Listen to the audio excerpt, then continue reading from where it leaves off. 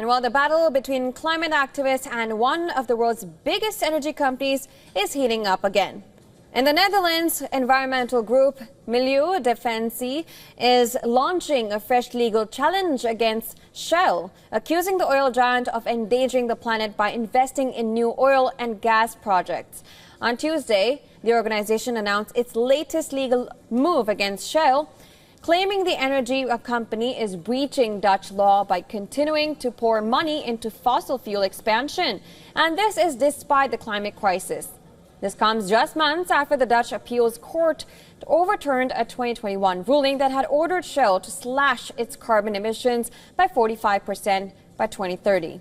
Although that appeals court struck down the strict emissions target, it did say Shell must make what it called an appropriate contribution to the Paris Agreement goals, but without setting specific obligations. The organization says Shell is failing to meet even that standard.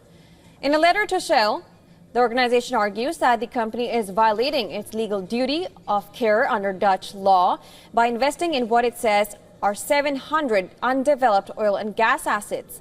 The group says those projects, if developed, could release over 5 billion tons of CO2 into the atmosphere. And that's an amount 36 times greater than the Netherlands' total emissions in 2024. The company also noted it is among the largest private investors in the Dutch energy transition. Now, the organization has appealed the earlier court decision to the Dutch Supreme Court, but the case only covers emissions targets through 2030. This new lawsuit aims to extend Shell's climate responsibility beyond that date, demanding alignment with the Paris Agreement's 1.5 degrees Celsius target. And it's not just Shell in the spotlight. In March, the organization also took Dutch bank ING to court, pressing it to have its CO2 emissions by the end of the decade.